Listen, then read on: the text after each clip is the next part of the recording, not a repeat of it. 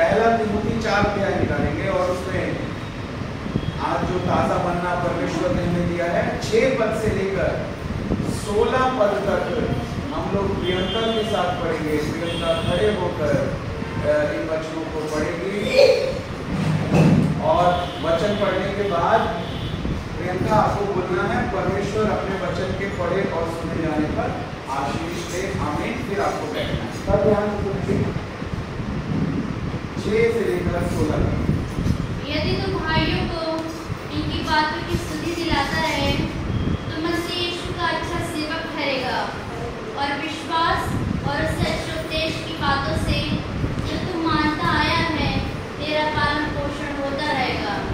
पर अशुद्ध और बुरियों की इसी कहानियों से अलग रहे और भक्ति की साधना कर, क्योंकि देह की साधना से कम लाभ होता है पर भक्ति सब बातों के लिए लाभदायक है, क्योंकि इस समय के आने वाले जीवन को भी प्रतिज्ञा के लिए है। ये बात सच है और हर प्रकार से मानने योग्य है, क्योंकि हम परिश्रम और यत्न इसीलिए करते हैं कि हमारी आशा उस जीवते परमेश्वर पर है जो सब मनुष्य का और निज करके विश्वासियों का उद्धार करता है। इन बातों की आज्ञा दे और सिखाता रहे। कोई तेरी जवानी को तुच्छ ना समझने पाए, पर वचन और चाचरण और प्रेम और विश्वास और पवित्रता में विश्वासियों के लिए आदर्श बन जा। जब तक मैं ना आऊं तब तक पढ़ने, उपदेश देने और सिखाने में लौलीन रहे। उस वरदान के प्रति जो तुझ में है भविष्यवाणी के द्वारा प्राचीन के हाथ रखते समय तुझे मिला था, निश्चिंत मत रहे। इन बातों को सोचता रहे और इन्हीं में अपना ध्यान लगा रहे, ताकि तेरी उन्नति सब पर प्रकट हो और अपने संदेश की चौकसी रखे और बातों पर स्थिर रहे।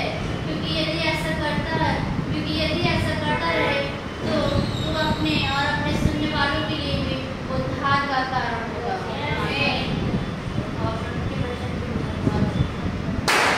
परमेश्वर अपने वचन के पढ़े और सुने जाने। आमीन। हालेलुया। आज का वचन का शीर्षक है एक अच्छा सेवक। जैसे यहाँ परमेश्वर के वचन में लिखा है मसीह यीशु का अच्छा सेवक। हर किसी से परमेश्वर चाहता है। यहाँ देखिए मेरी तरफ है ना, यहाँ प्लीज मैं निवेदन करता हूँ आपसे कि आप यहाँ देखें और रिसीव करें ध्यान से सुनते हुए। हर किसी को परमेश्वर चाहता है कि वो परमेश्वर की सेवा करे। अगर कोई विश्वासी है तो वो सेवक भी है। ऐसा नहीं हो सकता कि आप कहो कि मैं विश्वासी हूँ लेकिन सेवक नहीं हूँ, क्योंकि हर विश्वासी सेवक है। चाहे वो प्रार्थना के द्वारा सेवा कर रहा है, चाहे सुसमाचार सुनाने के द्वारा सेवा कर रहा है ना, चाहे वचन को सुनने के द्वारा ही सेवा कर रहा है, चाहे अपनी कमाई का 10वां अंश देने के द्वारा सेवा कर रहा है, आज्ञाओं को मानने के द्वारा सेवा कर रहा है, परमेश्वर के प्रेम को बांटने के द्वारा सेवा कर रहा है। लेकिन ऐसा नहीं हो सकता कि कोई विश्वासी ये कहे कि मैं सेवक नहीं हूँ। हर विश्वासी, बोलो हर विश्वासी एक सेवक है। एक सेवक है। बोलो मैं विश्वासी हूँ, मैं सेवक भी हूँ। हालेलुया। सब सेवक हैं, हम सब सेवक हैं। हम सब परमेश्वर के लिए परिश्रम करते हैं। यहाँ पर एक स्पिरिचुअल फादर है, एक आत्मिक पिता है और यहाँ पर एक आत्मिक बेटा है। हमने बताया था ना, मैंने आपको बताया था तिमोथी जो है वो पौलुस का स्पिरिचुअल सन, आत्मिक बेटा है। पौलुस जो है वो तिमोथी का स्पिरिचुअल फादर है, आत्मिक पिता है। यहाँ पर एक आत्मिक पिता पौलुस अपने आत्मिक बेटे तिमोथी को एक पत्र लिख रहा है। वहाँ पर वो एक अगुआ है, एक डीकन है, एक अध्यक्ष है, एक बिशप है, इसको अपॉइंट किया है। पौलुस ने कलीसिया के अंदर एक अगुए को अपॉइंट किया है ताकि वो परमेश्वर के लोगों को सुसमाचार सुनाए और प्रभु के लोगों को मजबूत करे। हालेलुया। एक प्रेरित के द्वारा एक अगुए को एक कलीसिया के अंदर नियुक्त दिया गया है, एक प्रेरित के द्वारा एक अगुवे को एक कलीसिया के अंदर नियुक्त किया है ताकि वो वचन सिखाकर लोगों को प्रभु में मजबूत करे। और अब वो प्रेरित पौलुस अपने उस आत्मिक बेटे तिमोथी को वो पत्र लिख रहा है कि कलीसिया में जो गलत शिक्षाएं आ गई हैं, गलत झूठी शिक्षक आ गए। देखिए 4 अध्याय जो आप पढ़ रहे हैं ना, इसके ऊपर लिखा हुआ है ना, झूठे शिक्षक। तो वहां पर उस समय ये समस्या चल रही है कलीसिया के अंदर, जहां पर जो है एक बिशप के रूप में, एक डीकन के रूप में, एक अध्यक्ष के रूप में, एक अगुवे के रूप में परमेश्वर ने जो है पौलुस ने, प्रेरित ने जो है परमेश्वर के आत्मा की अगुवाई में एक अगुवे को अपॉइंट किया। अब वहां पर पौलुस जो है वो तिमोथी से कह रहा है कि भाई तुझे एक अच्छा सेवक बनना है, तो एक अच्छे सेवक के अंदर कौन कौन सी बातें होती हैं, उन बातों को हम देखेंगे। एक वो सेवक जो आत्मा में उन्नति कर रहा है वो एक अच्छा सेवक है। और जो हमने यहाँ पर 6 पद से लेकर 16 पद तक जो परमेश्वर के वचन में से पढ़ा, यहाँ पर हम कुछ मुख्य बातों को देखेंगे कि पौलुस तिमोथी के अंदर कौन कौन सी बातों को चाहता है, परमेश्वर अपने अगुवे के अंदर कौन कौन सी बातों को चाहता है। हालेलुया। तिमोथी सामना कर रहा है झूठे शिक्षकों का, झूठी शिक्षा का, लेकिन तिमोथी जो है उसको एक बहुत ही अच्छा सहायक मिला हुआ है, पौलुस जो कि उसका आत्मिक पिता है। हालेलुया। पौलुस जो जिसने आधे से ज्यादा नया नियम लिखा है, जिसने इतनी सारी पत्रियां लिखी हैं, पौलुस अपने आप को सबसे छोटा प्रेरित कहता है, लेकिन वास्तव में देखा जाए तो वो एक बहुत बड़े कार्य को बाइबल के अंदर कर रहा है और कलीसियाओं की स्थापना कर रहा है, अगुवों को तैयार कर रहा है, सेवकों को तैयार कर रहा है। यही एक प्रेरित का काम होता है। और यहाँ पर तिमोथी की एक बहुत बड़ी हेल्प है। तिमोथी की हेल्प परमेश्वर तो है ही, पवित्र आत्मा तो है ही, लेकिन इसके साथ साथ एक प्रेरित, एक आत्मिक जन भी परमेश्वर ने उसको दिया है। हालेलुया। हालेलुया। बहुत बड़ी ताकत है। हालेलुया। यस। देखिए अगुवा चाहे कितना भी बड़ा क्यों ना हो, हमेशा उसके ऊपर कोई दूसरा अगुवा होता है। yes. मेरे ऊपर बहुत सारे अगुवे हैं जिन्होंने मेरे सिर पर हाथ रखा, मुझे अभिषेक मिला। मेरे पिता मेरे अगुवे के रूप में हैं, पास्टर भी अब्राहम मेरे अगुवे के रूप में हैं। ये क्या तरीका है?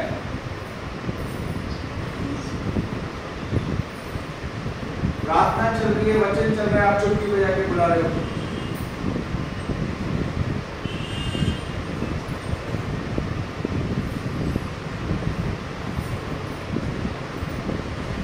यदि कोई कार्य है आप ले जाइए, कीजिए उस कार्य को शांति के साथ, लेकिन ऐसा माहौल मत बनाओ कि सारे डिस्टर्ब। ऐसे वचन के बीच में चुटकी बजाना और ऐसे बुलाना, इससे सब डिस्ट्रैक्ट हो गया। वचन चलता चलता एकदम रुक गया, आपने तो परमेश्वर के काम को रोक दिया। ये कोई तरीका नहीं है। हर चीज़ का एक सिस्टम होता है, उसको उसी तरीके से करना चाहिए। कोई परेशानी है, तरीके से करो, कुछ कहना है तरीके से करो, ये कोई तरीका नहीं।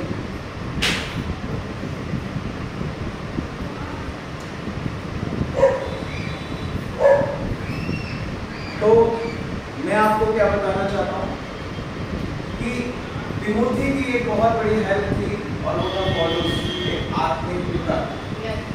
आमीन। और एक अच्छे अगुवे के अंदर तिमोथी जो है यहाँ पर कुछ बातों को बता रहा है और आज हम उन बातों को सीखेंगे और उसके बाद हम प्रभु की मेज में भाग लेंगे, अपने आप को जांचते हुए, क्योंकि हम सब सेवक हैं और हम सबको सेवकाई के लिए परमेश्वर ने बुलाया। हालेलुया। 6 वचन को एक बार फिर से हम पढ़ेंगे। पहला तिमोथी 4 अध्याय और उसका 6 पद।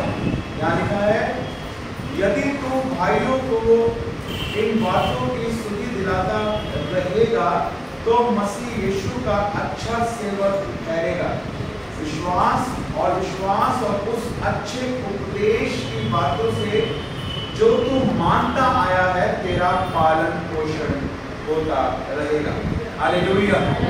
सबसे पहली बात, एक सेवक के अंदर जो परमेश्वर के वचन के अनुसार होनी चाहिए। हम सब सेवक हैं, हम सब सेवा करते हैं। मैंने आपको बताया कोई भी विश्वासी ये नहीं कह सकता कि मैं सेवक नहीं, और हम सबको एक अच्छा सेवक बनना है।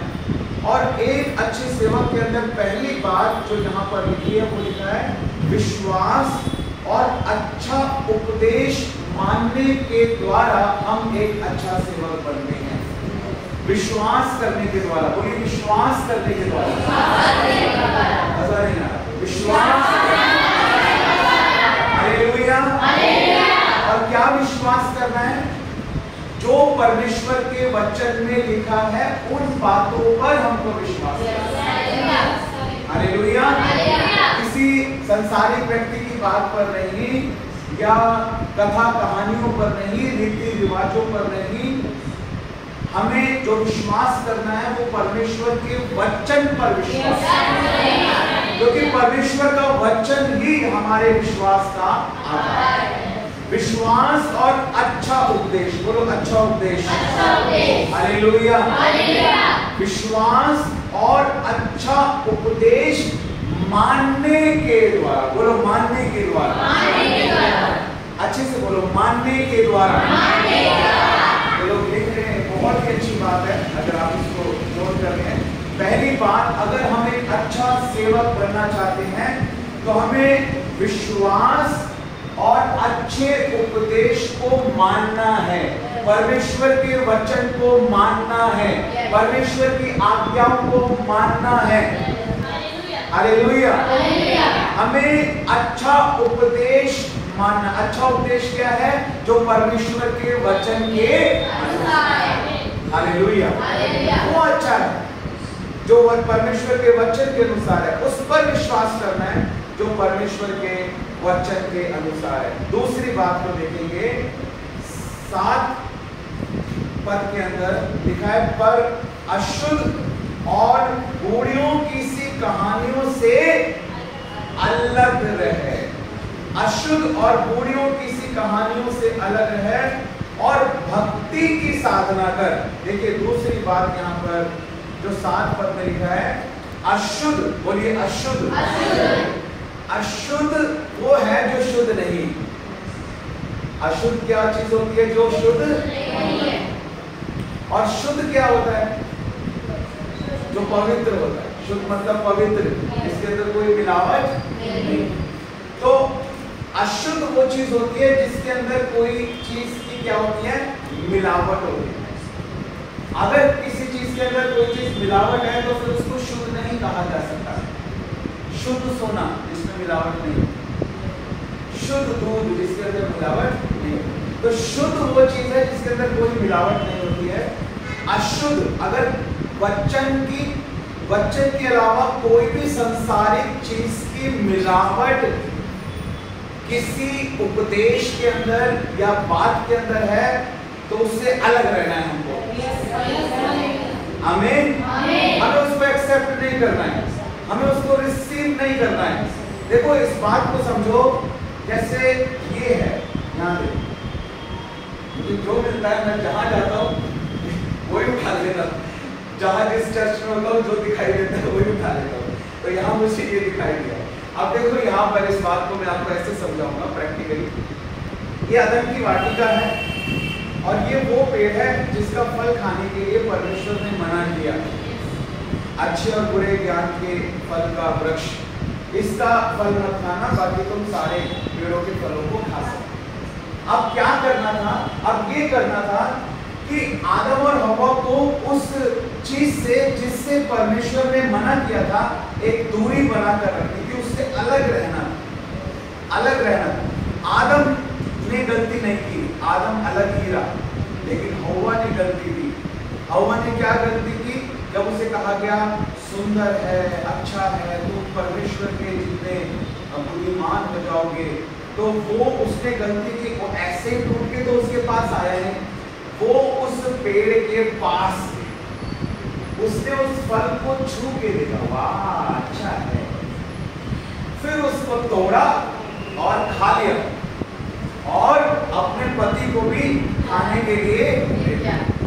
तो क्या समझाना चाहता हूं मैं आपको, अगर परमेश्वर ने किसी चीज से अलग रहने के लिए कहा है तो हमें उस चीज से क्या करना है, अलग रहना है। हालेलुया, आपको समझ में आ रहा है? जिससे परमेश्वर ने हमें अलग रहने के लिए कहा है उससे अलग रहना है हमको, उसके पास नहीं जाना। क्योंकि अगर हम उनके पास जाएंगे, अगर हम ठट्टा करने वालों की मंडली में बैठेंगे, पापियों के मार्ग में खड़े होंगे, तो शैतान को पूरा मौका हम दे रहे हैं कि वो हमारे जीवन में इंटरफेयर करे, दखल अंदाजी करे, आनंद को चुराए, रिश्तों को खत्म करे, उद्धार को ना आने दे, गवाही को ना तैयार होने दे, क्योंकि उसको मौका मिलेगा। आप बताइए, अगर हव्वा उस पेड़ के पास नहीं जाती अगर, तो क्या कभी वो आज्ञा टूटती? नहीं, क्योंकि वो पेड़ के पास गई। इसलिए वचन बताता है कि अलग रहे, अलग रहे, पास मत जा उन चीजों के जिनसे परमेश्वर घृणा करता है, जो परमेश्वर ने मना की है। कई बार हमको बहुत सारी चीजें नहीं समझ में आती कि ये क्यों मना किया गया है, लेकिन बात ये नहीं है कि हम समझें कि ऐसा क्यों कहा प्रभु ने करने के लिए, ये ऐसा क्यों नहीं कहा प्रभु ने करने के लिए। बात ये नहीं है, बात ये है अगर प्रभु ने कहा है तो आज्ञा को मानना है। हालेलुया, बात आज्ञा मानने की है। हम अपनी बुद्धि से परमेश्वर की बुद्धि का अंदाजा क्यों लगाते हैं कि परमेश्वर ने क्यों कहा या परमेश्वर ने क्यों नहीं कहा, हमें इन बातों पर ध्यान नहीं देना चाहिए। हालेलुया, अगर कहा है तो आज्ञा है तो हमको करना है। हालेलुया, ये हमारे अंदर होना चाहिए। तो लिखा है अशुद्ध और बूढ़ियों की सी कहानियों से क्या रहना है, हमको अलग। उन सारी बातों से, रीति रिवाजों से, उन सारी चीजों से जो परमेश्वर के वचन के अनुसार नहीं है, उनसे हमको अलग रहना है, उन सब चीजों को हमको नहीं करना। उसके बाद 7 और 8 पद जब हम पढ़ते हैं तो वहां पर और एक बात लिखी है, अशुद्ध और बूढ़ियों की सी कहानियों से अलग है और भक्ति की साधना कर, क्योंकि देह की साधना से कम लाभ होता है, पर भक्ति सब बातों के लिए लाभदायक है, क्योंकि इस समय के और आने वाले जीवन की भी प्रतिज्ञा इसी के लिए है। यहाँ पर और एक बात लिखी है कि लगातार वो अच्छा सेवक है। कौन अच्छा सेवक है? जो विश्वास और अच्छा उपदेश मानता है। अच्छा सेवक वो है जो अशुद्ध चीजों से अलग रहता है। और तीसरी बात, अच्छा सेवक वो है जो लगातार अपनी आत्मिक उन्नति करता रहता है। हालेलुया, हालेलुया, लगातार भक्ति की साधना कर। इसकी साधना कर, भक्ति का जीवन, लगातार भक्ति का जीवन, यानी लगातार अपनी आत्मिक उन्नति के बारे में वो व्यक्ति गंभीर रहता है। और 8 पद के अंदर एक और बात लिखी है, चौथी बात को हम देखेंगे। 8 पद के अंदर लिखा है, क्योंकि देह की साधना से कम लाभ होता है। देखिए, ये बहुत ही महत्वपूर्ण बात है जो 8 पद में लिखा है। देह की साधना, देह मतलब शरीर, बॉडी, बोलो बॉडी, देह, शरीर है आपके पास या नहीं? है बॉडी, पक्की बात है। तो आप सबके पास बॉडी है, आप सबके पास शरीर है, आप सबके पास देह है, ठीक है। तो देह की साधना करना, इसको आप एक्सपोजिटरी बाइबल से एक्सप्लेनेशन के द्वारा अच्छे से समझेंगे तो वहां क्लियरली इस बात को बताया गया है मूल भाषा से समझाकर कि अपनी बॉडी का, अपने शरीर का हमको ध्यान रखना है।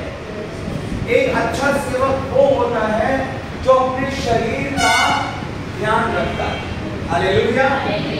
देखो, देह की साधना से कम लाभ होता है, लेकिन लाभ होता है। हाँ, आत्मा के लिए ज्यादा जागरूक होना है, आत्मा में उन्नति करनी है, लेकिन इसका मतलब ये नहीं है कि आत्मा में तो उन्नति करो और बॉडी का ध्यान मत रखो। वचन में क्या लिखा है?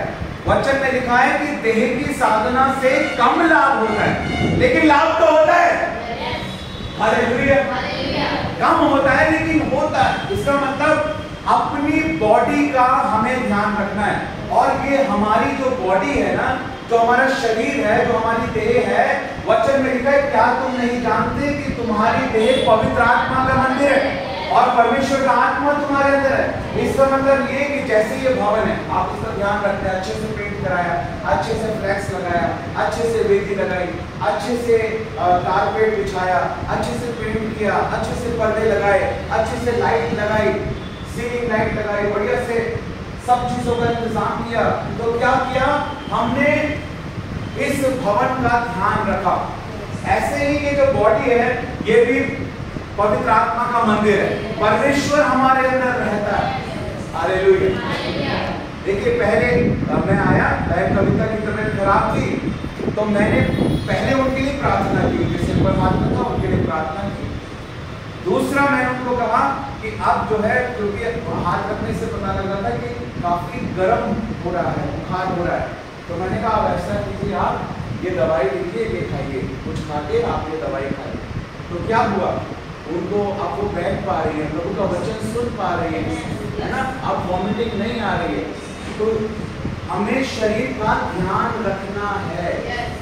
ऐसे बाइबल के अंदर लोग हैं, प्रेरितों के काम की पुस्तक में आप पढ़ेंगे तो उन्होंने अपने शरीर का ध्यान नहीं रखा और वो जितनी सेवा परमेश्वर की कर सकते थे उतनी नहीं कर पाए, है ना। इसलिए हमें अपनी बॉडी का ध्यान रखना है। हम सब सेवक हैं, हम सबको आगे बहुत कुछ करना है परमेश्वर के लिए। ये तो शुरुआत है, सिर्फ ये शुरुआत है। ये 2000 गीत तो शुरुआत है, लाखों गीत और लिखने हैं अभी। हालेलुया। अभी बहुत सारे देश हैं जहां जाना है, अभी बहुत सारी कलीसियां हैं जो सोई हुई हैं जिनको जगाना है, अभी बहुत सारी आत्माओं को जीतना है। ये तो जस्ट बिगिनिंग है। अगर हम अपने शरीरों का ध्यान नहीं रखेंगे तो कैसे हम परमेश्वर के लिए इस्तेमाल हो पाएंगे? हालेलुया। हमें ध्यान रखना है, ध्यान रखना एक एक चीज का, अपनी बॉडी का, आंखों का, कि आंखों पे ज्यादा जोर ना पड़े, कानों का ध्यान रखना है, अपने हाथ पैरों का, हड्डियों का, हम क्या खाते हैं, हम क्या पीते हैं, हमें सब चीजों को बैलेंस करके चलना है। हर चीज का ध्यान रखना है, अपने शरीर का ध्यान रखना है, क्योंकि अब ये पवित्र आत्मा का मंदिर है। अब हमने नया मनुष्य को पहना हुआ है, ये यीशु मसीह का घर है। हालेलुया। और उसको हमें अच्छे से रखना है। हालेलुया, हालेलुया, यीशु मसीह की अच्छा खाना है। यीशु मसीह ने भी मछली खाई, अच्छा खाना खाना है हमें। हालेलुया। यीशु मसीह ने भी जूस पिया, हमें भी फलों को खाया, तो हमें भी क्या करना है? अपने शरीरों का क्या रखना है? ध्यान रखना है। हालेलुया। पिछले 3 महीने में मैंने 9 से 10 किलो वजन अपना कम कर दिया। क्यों? अब 9 से 10 किलो मेरा लगभग वजन कम हो गया। 3 महीने में मैंने अपना वजन कम किया। अब क्या हो गया? अब अगर मैं प्रभु की सेवा 80 साल कर सकता था, 5 साल बढ़ गए, अब मैं 85 साल कर पाऊँ। अभी और मेहनत करूंगा और मेहनत करूंगा, 90 साल में पहुंच जाऊंगा। बहुत सारे लोगों को आप देखोगे इतनी कम उम्र के होते हैं और देखोगे तो ऐसे नजर आते हैं जैसे पता नहीं उनकी उम्र कितनी ज्यादा है। ऐसा क्यों होता है पता है? क्योंकि उनकी बॉडी जो है वो मैच नहीं करती उनकी एज के साथ, उनकी उम्र के साथ। वचन में लिखा है कि जब मूसा 120 साल का था और जब प्रभु में सोया तो लिखा है उसका पौरुष नहीं घटा था और उसकी आंखों पे कोई चश्मा नहीं था, उसकी आंखें धुंधली नहीं पड़ी थी और उसका पौरुष नहीं घटा था। 120 साल में भी वो ऐसा दिखाई देता था जैसे कोई 30-35 साल का जवान व्यक्ति। हालेलुया, बोलो यीशु मसीह की जय। ऐसा हो सकता है, ऐसा हुआ है, ये बाइबल के अनुसार है। आमीन। बाइबल के अनुसार है कि मूसा जब 120 साल का था वो ऐसा दिखाई देता था, बाइबल स्कॉलर्स कहते हैं जैसे कोई 30 से 35 साल का एक जवान व्यक्ति, उसका चेहरा चमकता हुआ, ऐसा पौरुष, ऐसी ताकत, ऐसा जोर आवाज के अंदर, ऐसा वो दिखाई देता 120 साल की उम्र में। हालेलुया। तो हमें क्या करना है? अपनी बॉडी का ध्यान रखना है। एक अच्छा सेवक वो है जो ना केवल अपनी आत्मा के बारे में गंभीर है बल्कि अपने शरीर के बारे में भी गंभीर है, क्योंकि वो पवित्र आत्मा का मंदिर है और परमेश्वर का आत्मा उसके अंदर वास करता है। हालेलुया। तो आप रखेंगे अपनी बॉडी का ध्यान? आमीन। आप रखेंगे या नहीं? आपको थोड़ा सा सेहतमंद होना है। हालेलुया। मेरी बहन, मैं सच कह रहा हूँ, मैं बहुत प्यार करता हूँ आपसे और मैं ये चाहता हूँ कि आप प्रभु के लिए बहुत इस्तेमाल हो। हालेलुया। हालेलुया। ऐसा पेट नहीं करना कि टेबल साथ में चल रही है, चाय पीते पीते उसमें कर दी, चलो टेबल तो साथ में है, ऐसा पेट भी नहीं होना चाहिए। इतना परिश्रम ऐसा होना चाहिए। मैं आपको बताऊं, जब मैं दार्जिलिंग में था, नेपाल में था, सिक्किम में था, जो ऐसे पहाड़ी इलाके हैं वहां पर चढ़ना, संजीव भाई को एक्सपीरियंस है, थोड़ा हिमाचल गए थे हमारे साथ, तो आप देखिए कैसे सांस फूलता है जब वो ऊपर चढ़ते हैं, हालत खराब ऐसे करते हैं लोग। अब आपका वजन अगर 90 किलो है तो आप 90 किलो को लेकर चल रहे हो, 80 किलो है तो 80 को लेकर चल रहे हो, लेकिन इतना ही शरीर इतना पतला है कि जरा सी तेज हवा चली तो खंभा पकड़ना पड़ता है, कहीं उड़ ना जाए। तो ऐसा भी नहीं होना चाहिए कि भैया खंभा पकड़े लो, तेज हवा चल रही है। बोलो यीशु मसीह की ऐसा भी नहीं होना। हालेलुया। हमें ना उड़ाए, हम फूंक मारे तो लोग उड़े यीशु मसीह के। हालेलुया। शरीर में ताकत होनी चाहिए, कहने का अभिप्राय है शरीर में ताकत होनी चाहिए। हालेलुया। शरीर में दम होना चाहिए, क्योंकि ये परमेश्वर के लिए इस्तेमाल होगी ये चीज। ये हम कोई संसारिक चीजों को करने के लिए इसका इस्तेमाल नहीं कर रहे हैं, शरीर के कामों को करने के लिए इस्तेमाल नहीं कर रहे हैं इस ताकत का। ये जो हमारा शारीरिक बल है इसका इस्तेमाल प्रभु की महिमा के लिए किया है। हालेलुया। इसलिए हमें अपने शरीरों का ध्यान रखना है। Be serious about it. इस बारे में बहुत गंभीर हो जाइए। मैंने उन लोगों को देखा है जिन्हें परमेश्वर का आत्मा अगुवाई नहीं करता, 40 दिन उपवास रखते हैं और इतने बीमार हो जाते हैं कि ग्लूकोज चढ़ाना पड़ता है। अब तुम्हें ग्लूकोज ही चढ़ाना पड़ा तो 40 दिन उपवास क्यों नहीं? कि ये नौबत आ जाए कि तुम्हें ग्लूकोज चढ़ाना पड़े। इसका मतलब ये है कि परमेश्वर ने नहीं कहा था तुम्हें उपवास रखने के लिए। नहीं, यीशु मसीह ने रखे इसलिए हम रखते हैं। यीशु मसीह ने रखे इसलिए अब हमें रखने की जरूरत नहीं है। वो तो क्रूस पे चढ़ा, तुम भी चढ़ जाओ। उसने कर दिया जो करना था, अब हमें वो करने की जरूरत नहीं। हाँ, हफ्ते में एक दिन उपवास रखना अच्छी बात, लेकिन बहुत सारे लोग ऐसे हैं जो बहुत उपवास रखते हैं, कोई परमेश्वर का आत्मा अगुवाई नहीं कर रहा। बहुत से लोगों को करता भी है, और अगर आत्मा अगुवाई कर रहा है और आप रख रहे हो तो इसमें कुछ भी गलत बात नहीं, लेकिन वो पवित्र आत्मा की अगुवाई में वो चीज होनी चाहिए। लेकिन बहुत सारे लोगों को आत्मा अगुवाई नहीं करता, बस उनके अंदर एक प्रकार का ये होता है, क्या कहना चाहिए उसे, आत्मिक अहंकार होता है एक प्रकार का, कि नहीं उपवास रखना है। देखिए एक चीज अलग होती है, हम उपवास में होते हैं, हमारे अंदर एक स्पिरिचुअल कॉन्फिडेंस होता है। आत्मिक व्यक्ति इन सब बातों को समझता है, एक स्पिरिचुअल कॉन्फिडेंस होता है। एक बार मैं एक जगह पे था उत्तराखंड में, एक व्यक्ति के अंदर दुष्ट आत्मा थी, मैं प्रार्थना कर रहा था तो वो दुष्ट आत्मा मेरे से बोली तू मुझे नहीं निकाल पाएगा। मैंने कहा क्यों? मैं क्यों नहीं तुझे निकाल पाऊंगा? तो कहने लगी तू मुझे इसलिए नहीं निकाल पाएगा क्योंकि तूने ना उपवास नहीं रखा। अगर तू उपवास रखता ना तो तेरे हेल्थ से मैं निकल जाता।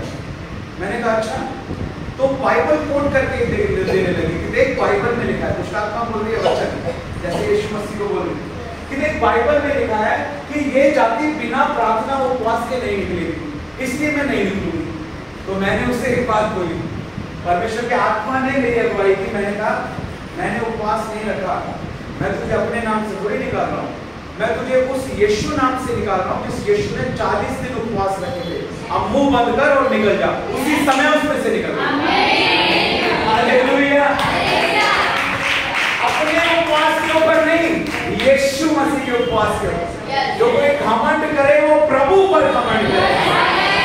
मेरे यीशु ने मेरे लिए अपना लहू बहाया, उस लहू को मैं तेरे ऊपर डालता हूं।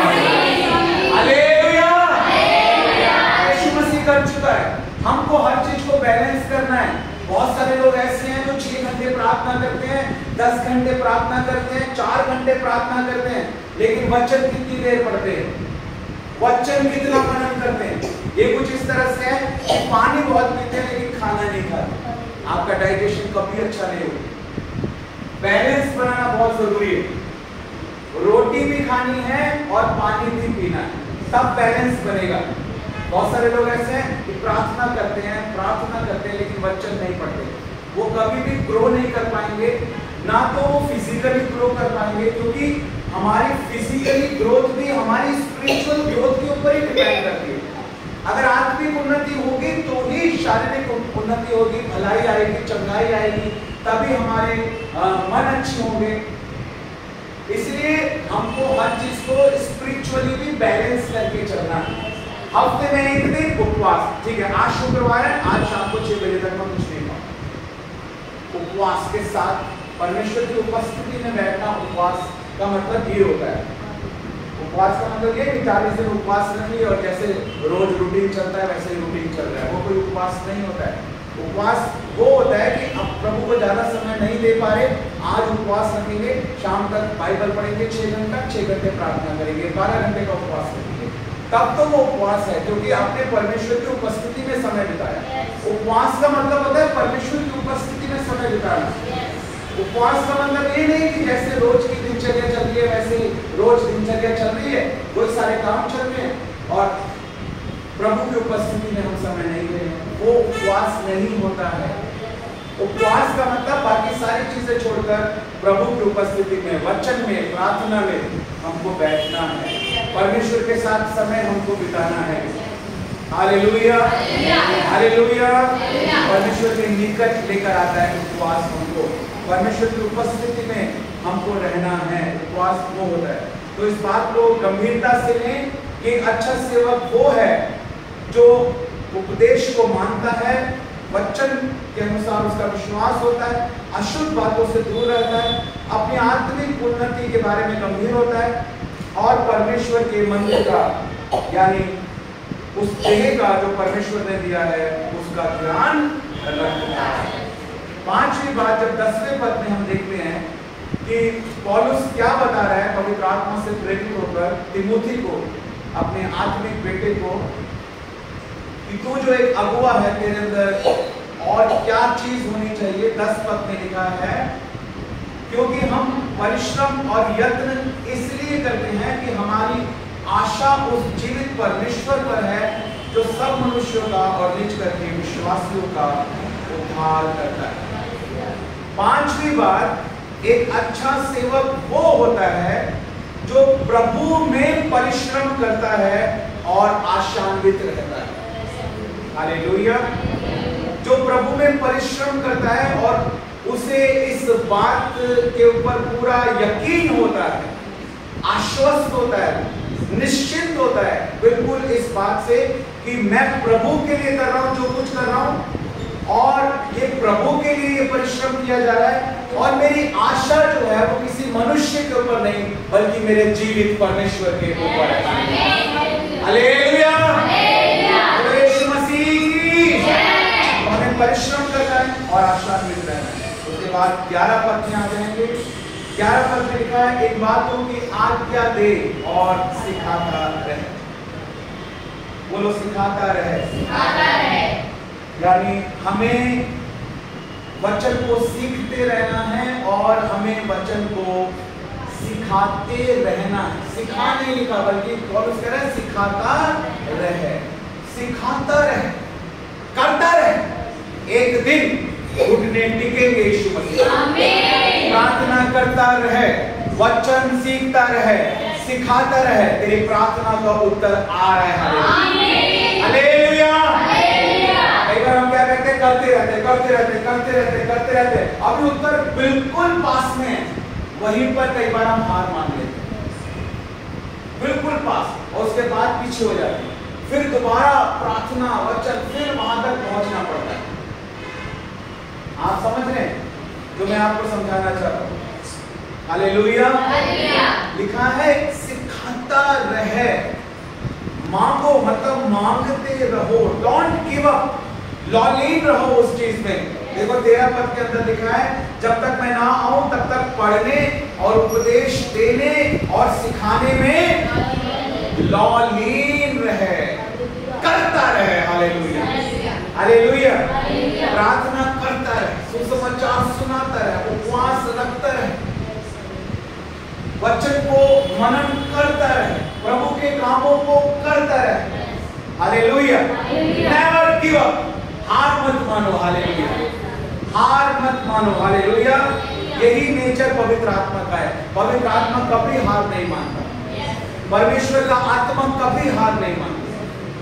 परमेश्वर कभी हार नहीं मानता, उसको कोई हरा ही नहीं सकता। हालेलुया। नेवर गिव अप वाला नेचर जो है वो हमारा होना चाहिए। इसके बाद 7वीं बात के ऊपर आ जाते हैं। 12 पद के अंदर लिखा है, कोई तेरी जवानी को तुच्छ ना समझने पाए, पर वचन और चाल चलन और प्रेम और विश्वास और पवित्रता में विश्वासियों के लिए क्या बन जा, एक आदर्श बन जा। Hallelujah, hallelujah. अगली बात है कि हमें विश्वासियों के लिए एक आदर्श बनना है। अगर मैं आपको कहता हूँ नया गीत लिखो, तो मैं आपके सामने एक आदर्श हूँ कि मैं नया गीत लिखता हूँ। अगर मैं नहीं लिखता तो मैं आपको बोलने का कोई हक नहीं रखता। Hallelujah, hallelujah. जब हम दूसरों के सामने एक आदर्श होते हैं, तो लोग जो है ना वो हमारे उपदेश को तो देखते ही देखते हैं, हमारे जीवन को भी देखते हैं, हमारे जीवन को पढ़ते हैं लोग। हम चलती फिरती पत्रियां हैं ना, तो लोग हमारे जीवन को देखते हैं।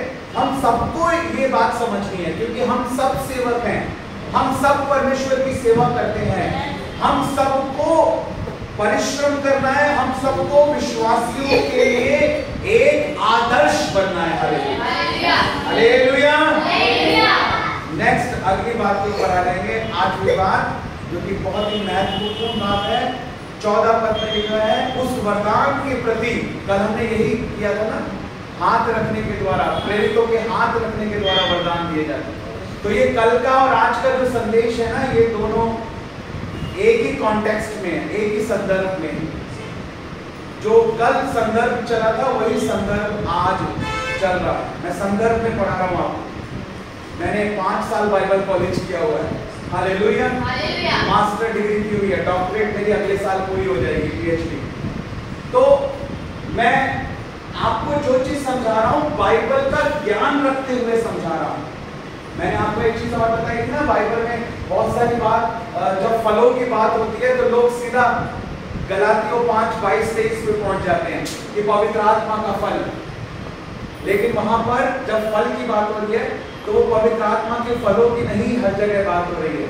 आशीष के फल की भी बात हो रही है, गवाही की भी बात हो रही है। तो कॉन्टेक्स्ट में चीज को समझना, संदर्भ के अंदर चीज को समझना बहुत जरूरी है। Hallelujah, hallelujah. तो संदर्भ में ही हम हैं, और कल भी हम उसी संदर्भ में थे और आज भी हम इसी संदर्भ में हैं। उस वरदान के प्रति 14 पद में लिखा है, जो तुझ में है और भविष्यवाणी के द्वारा प्राचीनों के हाथ रखते समय तुझे मिला है, निश्चिंत मत रह। स्पिरिचुअल कॉन्फिडेंस, बोलो स्पिरिचुअल कॉन्फिडेंस। हालेलुया। जब हम फास्टिंग में होते हैं, एक प्रकार का आत्मिक साहस, इसको कहना चाहिए आत्मिक साहस, एक प्रकार का आत्मिक साहस हमारे अंदर होता है शैतान से लड़ने के लिए, उसको धूल चटाने के लिए। जैसे परमेश्वर ने अदन की वाटिका में शैतान को धूल चटाई है कि तू धूल ही चाटेगा और पेट के बल चलेगा, और ऐसे यीशु मसीह ने फिर शैतान को क्रूस पर हराया और खुल्लम खुल्ला तमाशा बनाया। ऐसे अब ये जिम्मेदारी हमारी है कि हम उसे धूल चटाएं और उसका तमाशा बनाएं। हालेलुया। और वो भागता है जब ऐसा होता है। हालेलुया। लेकिन हमारे अंदर क्या होना चाहिए? हमारे अंदर एक अच्छे सेवक के गुण होने चाहिए। हमारे अंदर एक आत्मिक साहस होना चाहिए। बोलो आत्मिक साहस। एक आत्मिक साहस जो है वो हमारे अंदर होना चाहिए, जो उपवास के द्वारा आता है, जो प्रार्थना के द्वारा आता है। हालेलुया। अब देखो, एक आत्मिक साहस आपके अंदर आएगा। अब आप जाओगे ना, आप बोलोगे दिल्ली से भैया आए थे, वो प्रेरित है, अभिषेक मिला है उनको, उन्होंने मेरे सिर पर हाथ रखा। मेरे पास एक फोन आया एक भाई का, उसने कहा कि मैं किसी घर में जा रहा हूँ और वो दुष्ट आत्मा के लिए बहुत दिनों से प्रार्थना कर रहे हैं, वो नहीं निकल रही उसमें से। तो मैंने उनके लिए फोन पर प्रार्थना की कि पिता आप इनको अभिषेक करें, जब ये बोले आपकी सामर्थ कार्य करें और दुष्ट आत्मा निकले। मैंने फोन पे उनके साथ प्रार्थना की। जब वो उस घर में पहुंचे जिस व्यक्ति के अंदर दुष्ट आत्मा थी, उसे देखते ही उस व्यक्ति को जो मुझसे प्रार्थना जिसने फोन पे कराई थी, बोला आ गया पास्टर सिद्धार्थ से फोन पे प्रार्थना करवा के आया है। दुष्ट आत्मा बोल रही है उस व्यक्ति के लिए, मेरा नाम लेके। मुझे पता नहीं है कहाँ क्या हो रहा है। बाद में वो व्यक्ति बता रहा है भैया आपने मेरे लिए फोन पे प्रार्थना की थी, जब मैं दुष्ट आत्मा को डील करने के लिए गया, मारने के लिए गया, तो वो आपका नाम ले रही थी कि मैं आपसे प्रार्थना करवा के आया। देखो दुष्ट आत्मा को पता है। हालेलुया। और उसने कहा कि मेरे लिए प्रभु के अभिषेक दास ने प्रार्थना की है, उस अभिषेक के साथ मैं बोलता हूँ जल खत्म हो और निकल जा, और उसी समय उसमें से निकल गए। अब आपके अंदर एक आत्मिक साहस है। मैंने आपके सिर पर हाथ रखा है, आप कोई मामूली व्यक्ति नहीं है। वो वरदान जो प्रेरित के हाथ रखने से आपके ऊपर है। अब आप बोलोगे तो दुष्ट आत्माओं को जाना पड़ेगा, बीमारियों को निकलना पड़ेगा। हालेलुया। ना तो मैं मामूली हूँ, ना तो आप मामूली हो, और जिस परमेश्वर पर हम विश्वास करते हैं और जिस नाम से दुष्ट आत्माओं को डांटते हैं, वो कोई मामूली नाम नहीं है, यीशु मसीह का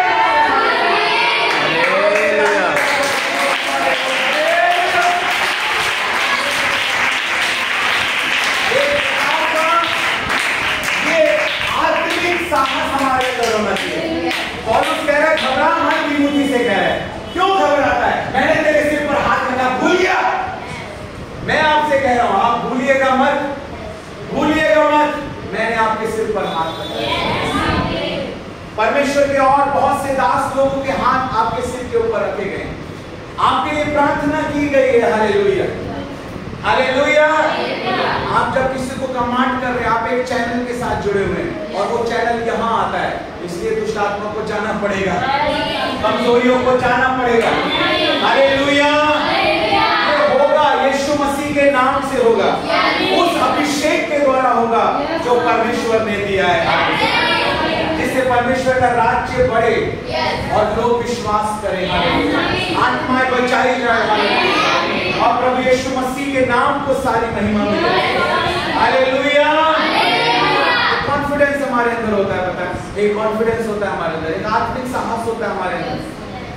मैंने इस बात को महसूस किया है और मैं प्रार्थना में हूँ। प्रभु आज मैंने 6 घंटे प्रार्थना की है, मैं उपवास में हूँ और मैं प्रभु की सेवा के लिए जा रहा हूँ। मुझे पता है मैं स्टेज पे जा रहा हूँ, आगे बहुत सारे लोग बैठे हुए हैं, मुझे पता है प्रभु काम करेगा। एक आत्मिक साहस होता है हमारे अंदर कि हम प्रार्थना में हैं, हम उपवास में हैं, हम प्रभु के वचन में बने हुए हैं। एक आत्मिक साहस होता है हमारे अंदर। हाँ प्रभु, मैंने अपने रिश्ते को तेरे साथ कायम किया है, जो गलती की उसके लिए क्षमा मांगा है। अब तूने मुझे गले लगाया हुआ है, मेरे हाथ को पकड़ा है प्रभु, तू मेरे आगे आगे चल रहा है। मैं किससे डरूं और किसका भय खाऊं? परमेश्वर तू मेरे साथ है, मैं ना डरूंगा और विचलित ना होऊंगा। चाहे पहाड़ डर जाए और पहाड़ नहीं जाए और समुद्र में डाल दिया जाए, मैं नहीं घबराऊंगा, क्योंकि तेरी करुणा मुझ पर बनी हुई है। तेरी करुणा मुझ पर बनी हुई है।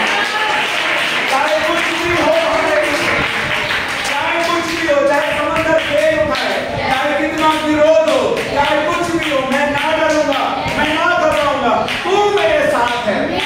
चाहे मैं घोर अंधकार से भरी तराई में होकर क्यों ना चलूं, मैं हानि से ना डरूंगा। हालेलुया। क्योंकि मेरा लाभ करने वाला परमेश्वर मेरे साथ है। मैं हानि से ना डरूंगा, कोई मेरी हानि नहीं कर सकता, क्योंकि मेरा लाभ करने वाला परमेश्वर मेरे साथ है। हालेलुया। इस बात को आपको समझना है कि हमारे अंदर होना चाहिए, एक प्राउड के लिए नहीं, एक घमंड के लिए नहीं, लेकिन एक टेस्टमनी के लिए, एक गवाही के लिए। हालेलुया। और यीशु मसीह की इन सब बातों को हमको करना है। और अगली बात को हम देखेंगे, यहाँ पर लिखा है इन बातों को 15 पद में लिखा है। 9वीं बात हम देख रहे हैं, और उसके बाद फिर आखिरी बात, और फिर प्रभु की मेज में हम जाएंगे सीधा। 15 पद में लिखा है इन बातों को सोचते रहे, इन बातों को सोचते रहे। अब सोचते रहना, क्या भैया ने प्रचार किया था, क्या क्या बोल रहे थे, अभी 1-2 दिन में वीडियो आ जाएगी, अगर भूल जाओ तो YouTube पे देख लेना, याद आ जाएगा जो जो बोला गया है। मेरे सिर पर हाथ रखा गया था, यकीन ना हो तो वीडियो में देख लेना हाथ रखते हुए कि हाँ आप गिर रहे हो, आपके सिर पर हाथ रखना जा रहा है, आप भर रहे हो। Hallelujah, hallelujah. इन बातों को सोचना, मैं हमेशा सोचता हूँ कि हाँ डॉक्टर अलंका मनी ने मेरे सिर के ऊपर हाथ रखा, ये बात मुझे हमेशा याद है। एक प्रभु के दास ने, डॉक्टर अलेकिया फ्रांसिस ने मेरे सिर पर हाथ रखा, जो हमेशा याद रखा। इन बातों को सोचना है हमको, उन बातों को नहीं सोचना कि दुनिया वाले क्या कह रहे हैं या कौन सी बातें हमें परेशान कर रही। यहाँ हमारा फोकस नहीं होना चाहिए।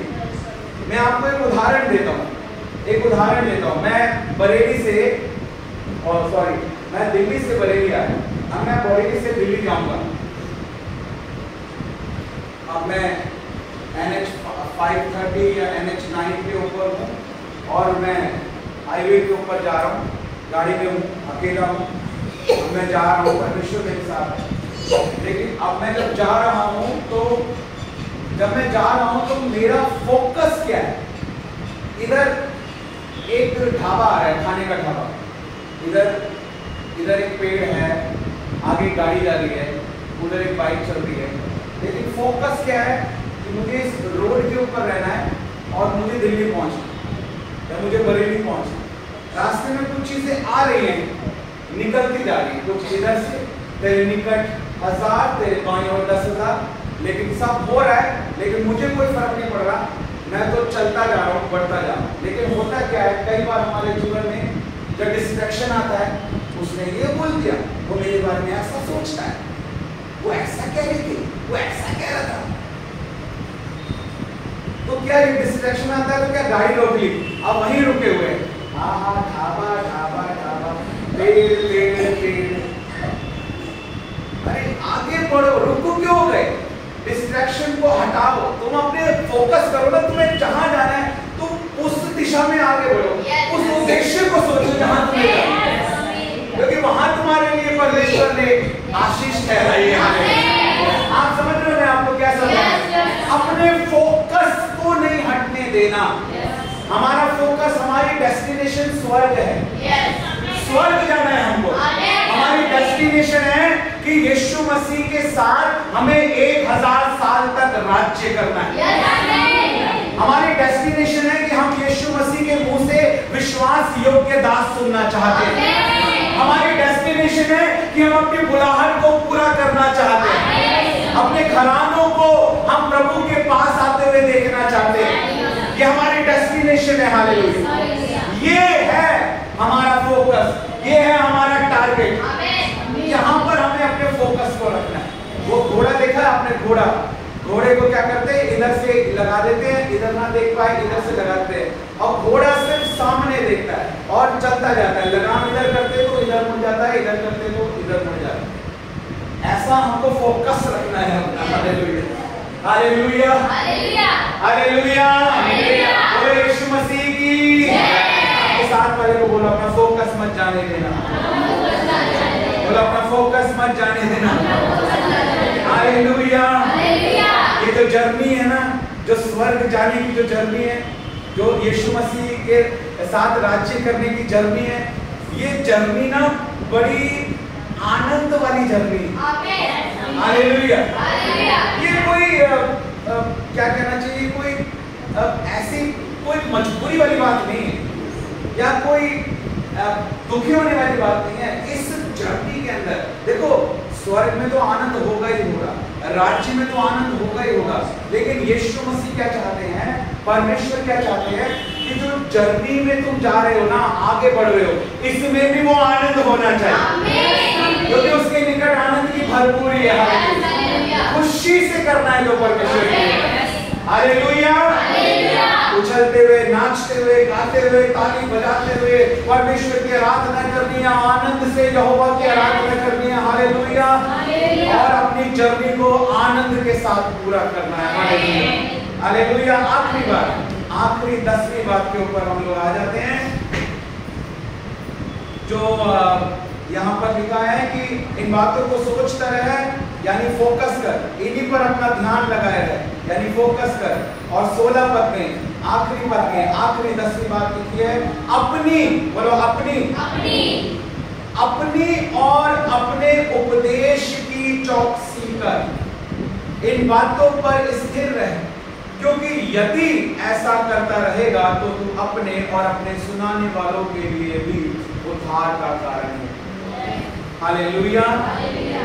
मैं जो भी प्रचार करता हूँ, अपना पूरा प्रचार, चाहे मेरा कोई दूसरा सुने या ना सुने, मैं जरूर अपना प्रचार सुनता हूँ। और जब मैं अपना प्रचार सुनता हूँ, कई बार जब प्रार्थना में होता हूँ, प्रचार को सुनता हूँ, कई बार कुछ चीजें ऐसी होती हैं जो मुझे लगता है शायद ये और इस तरह से बोली जाती तो और अच्छा हो सकता था। कई बार मुझे कमी नजर आती है, फिर मैं ये निर्णय लेता हूँ कि प्रभु मैं क्षमा चाहता हूँ, सब आपके नियंत्रण में था, सब आपकी ओर से था, लेकिन अगर डिस्ट्रैक्ट हुआ या कुछ भी ऐसी चीज हुई जो आपकी ओर से नहीं थी, नहीं आप चाहते थे कि बोली जाए, तो मैं क्षमा चाहता हूँ, मैं पश्चाताप करता हूँ, और आगे से मैं इस बात का ध्यान रखूंगा कि ये गलती दोबारा मैं ना करूं और केवल वो ही मैं बोलूं जो आपकी ओर से। हालेलुया। ऐसा, इसी को दीनता कहते हैं।